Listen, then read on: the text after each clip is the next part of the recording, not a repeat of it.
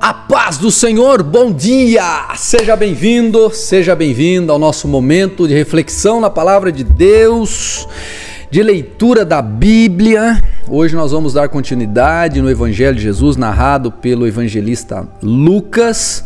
Começamos ontem, lá no meu Telegram tem um vídeo explicativo deste livro, que é um livro muito especial. Uma narrativa muito completa, muito detalhada da vida e da obra de Jesus Cristo. Muito legal. E hoje nós vamos ler os capítulos 2 e 3. 2 e 3. E vamos nessa? Então vamos lá. Capítulo 2. O nascimento de Jesus. Naqueles dias, o imperador Augusto decretou um recenseamento em todo o Império Romano. Esse foi o primeiro recenseamento realizado quando Quirino era governador da Síria. Todos voltaram à cidade de origem para se registrar.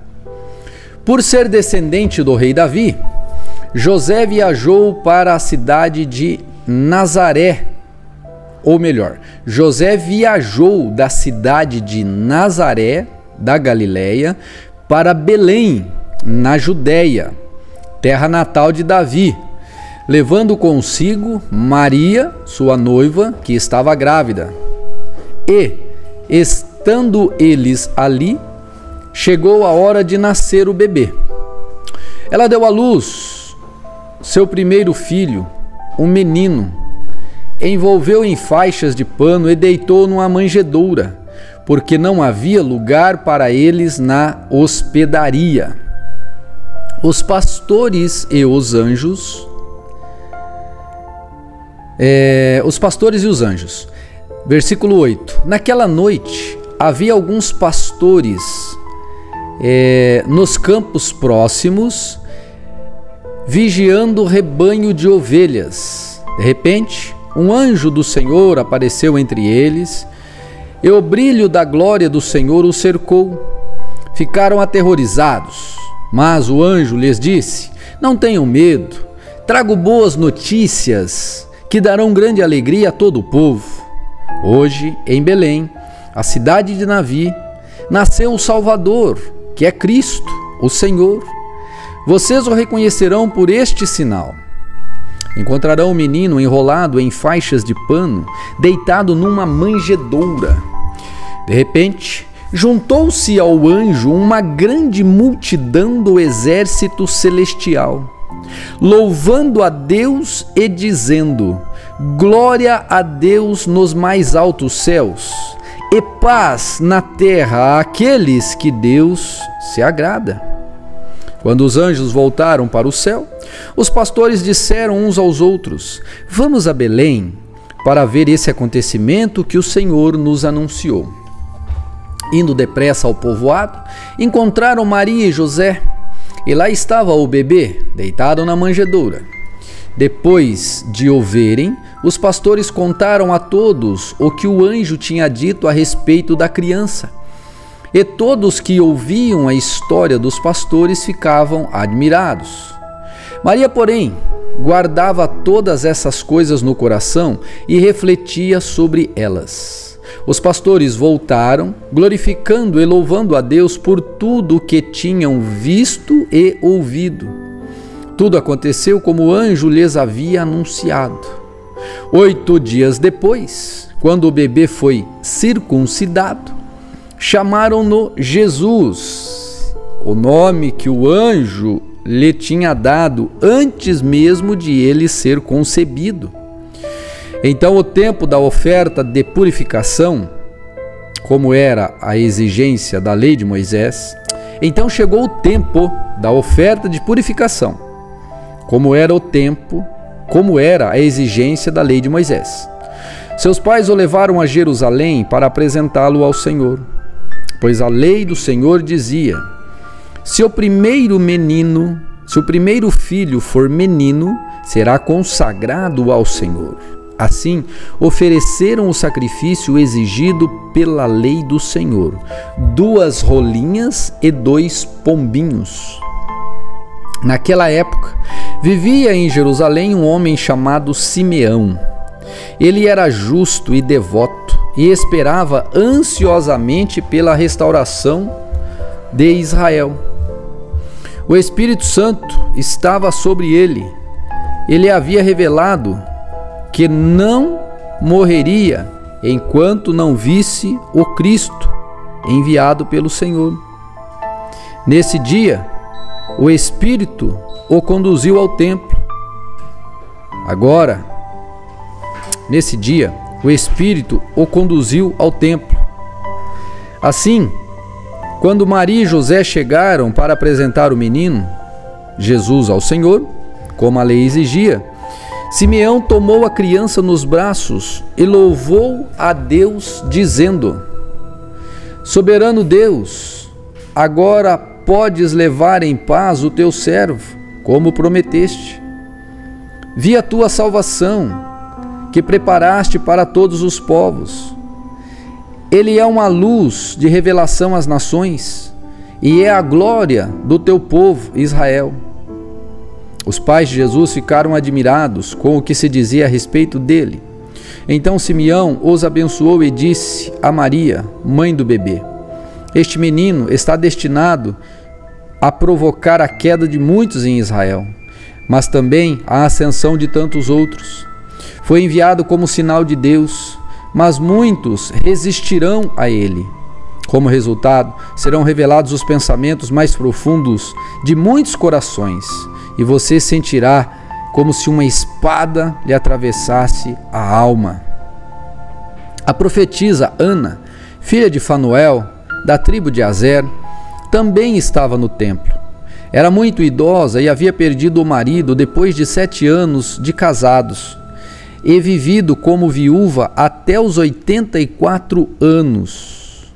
Nunca deixava o templo, adorando a Deus dia e noite, em jejum e oração. Chegou ali, naquele momento, e começou a louvar a Deus. Falava a respeito da criança a todos que esperavam a redenção de Israel. Lindo, né? Após cumprirem todas as exigências da lei do Senhor, os pais de Jesus voltaram para casa em Nazaré, na Galileia.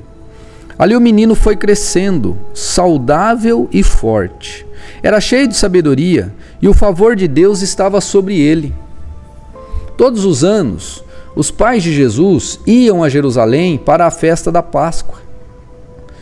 Quando Jesus completou 12 anos, foram à festa, como de costume. Terminada a celebração, partiram de volta para Nazaré, mas Jesus ficou para trás, em Jerusalém, sem que seus pais notassem sua falta. Pensaram que ele estivesse entre os demais viajantes, mas depois de caminharem um dia inteiro, começaram a procurá-lo entre os parentes e amigos. Como não o encontravam, voltaram a Jerusalém para procurá-lo. Por fim, depois de 3 dias, acharam Jesus no templo, sentado entre os mestres da lei, ouvindo-os e fazendo perguntas. Todos que ouviam se admiravam do seu entendimento e de suas respostas. Quando ouviram, seus pais ficaram perplexos. Sua mãe lhe disse: Filho, por que você fez isso conosco? Seu pai e eu estávamos aflitos, procurando você por toda a parte. Mas por que me procuravam? Perguntou ele. Não sabiam que eu devia estar na casa de meu pai? Não entenderam, porém, o que ele quis dizer. Então voltou com os pais para Nazaré. Eles era obediente. Sua mãe guardava todas essas coisas no coração. Jesus crescia em sabedoria, em estatura e no favor de Deus e das pessoas. Capítulo 3. Era o 15º ano do reinado do imperador Tibério César. Pôncio Pilatos era governador da Judéia. Herodes Antipas governava a Galileia e seu irmão Felipe governava a Itureia e Traconites. Elisânias governava a Abilene. Anás e Caifás eram os sumos sacerdotes. Nesse ano veio a mensagem de Deus a João, filho de Zacarias, que vivia no deserto. João percorreu os arredores do rio Jordão, pregando o batismo como sinal de arrependimento para o perdão dos pecados. O profeta Isaías se referia a João quando escreveu em seu livro: Ele é a voz que clama no deserto. Preparem o caminho para a vinda do Senhor. Abram a estrada para ele. Os vales serão aterrados e os montes e as colinas nivelados. As curvas serão endireitadas e os lugares acidentados aplanados. Então todos verão a salvação enviada por Deus. João dizia às multidões que vinham até ele para ser batizadas: Raça de víboras, quem os convenceu a fugir da ira que está por vir? Provem por suas ações que vocês se arrependeram. Não digam uns aos outros: estamos a salvo, pois somos filhos de Abraão. Isso não significa nada, pois eu lhes digo que até dessas pedras Deus pode fazer surgir filhos de Abraão. Agora mesmo o machado do julgamento está posto para cortar as raízes das árvores. Toda árvore que não produz bons frutos será cortada e lançada ao fogo. As multidões perguntavam: o que devemos fazer? João respondeu: se tiverem 2 vestimentas, deem uma a quem não tem. Se tiverem comida, divida com quem passa fome. Cobradores de impostos também vinham para ser batizados e perguntavam: Mestre, o que devemos fazer? Ele respondeu: não cobrem impostos além daquilo que é exigido. E nós? Perguntaram alguns soldados: o que devemos fazer? João respondeu: não pratiquem extorsão nem façam acusações falsas. Contentem-se com o seu salário. Todos esperavam que o Cristo viesse em breve e estavam ansiosos para saber se João era ele. João respondeu às perguntas deles dizendo: eu os batizo com água, mas em breve virá alguém mais poderoso que eu, alguém tão superior que não sou digno de desatar as correias de suas sandálias. Ele os batizará com o Espírito Santo e com fogo. Ele já tem na mão a pá, e com ela separará a palha do trigo, a fim de limpar a área onde os cereais são debulhados. Juntará o trigo no celeiro, mas queimará a palha num fogo que nunca se apaga. João usou muitas advertências semelhantes ao anunciar as boas novas ao povo.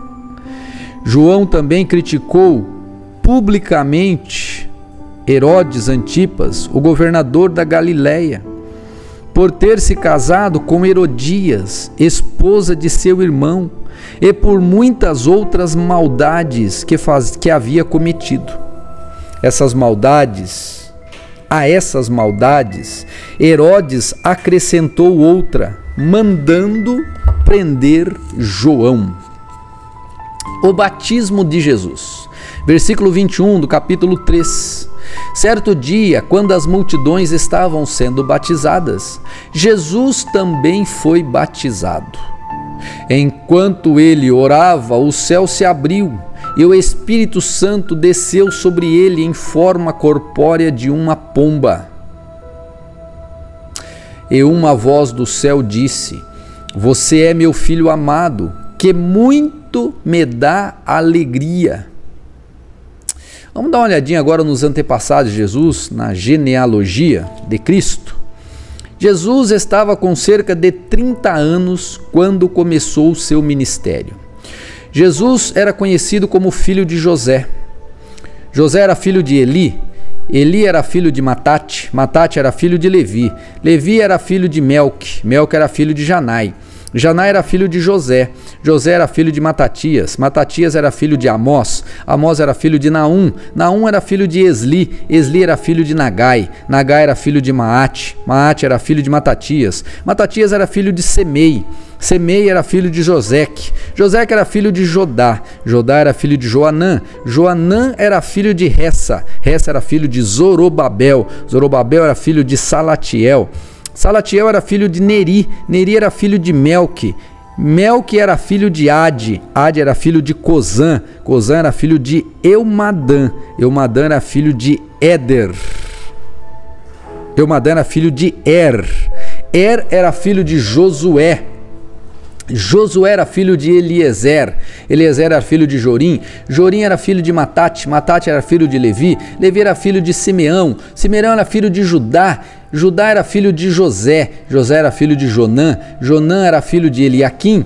Eliaquim era filho de Meleá. Meleá era filho de Menar. Menar era filho de Matatá. Matatá era filho de Natã. Natã era filho de Davi. Davi era filho de Jessé. Jessé era filho de Obed. Obed era filho de Boaz. Boaz era filho de Salmão. Salmão era filho de Naasson. Naasson era filho de Aminadab. Aminadab era filho de Admim. Admim era filho de Arni. Arni era filho de Esrom. Esrom era filho de Pérez. Pérez era filho de Judá. Judá era filho de Jacó. Jacó era filho de Isaac. Isaac era filho de Abraão. Abraão era filho de Terá. Terá era filho de Naor. Naor era filho de Serug. Serug era filho de Hagaú. Hagaú era filho de Faleque. Faleque era filho de Eber. Eber era filho de Salá. Salá era filho de Cainã. Cainã era filho de Arfaxade. Arfaxade era filho de Sem. Sem era filho de Noé. Noé era filho de Lameque. Lameque era filho de Matusalém. Matusalém era filho de Enoque. Enoque era filho de Jared. Jared era filho de Maalaleel. Maalaleel era filho de Cainã. Cainã era filho de Enos. Enos era filho de Sete. Sete era filho de Adão. Adão era filho de Deus. Essa é a árvore genealógica do Senhor Jesus. E começa com ele e termina lá em Adão. Essa linha histórica, ou essa linha que percorre todas essas gerações, é algo assim impressionante. E o nosso Senhor e Salvador veio, né, com toda essa descendência. Isso é maravilhoso, isso é poderoso. E você pode crer, Jesus Cristo é verdadeiramente o Filho de Deus. Verdadeiramente Ele nasceu. Verdadeiramente Ele morreu na cruz. Verdadeiramente Ele foi sepultado. E verdadeiramente Ele ressuscitou. E verdadeiramente Ele voltará. Preste atenção. Aceite-o, receba-o como seu Senhor e Salvador. Entregue a sua vida a Ele, pois Ele é o nosso Redentor. Aleluia! Deus te abençoe, um ótimo dia e nos vemos amanhã na nossa próxima leitura. Lembra de fazer o devocional de hoje que está maravilhoso. Deus te abençoe e fique na paz.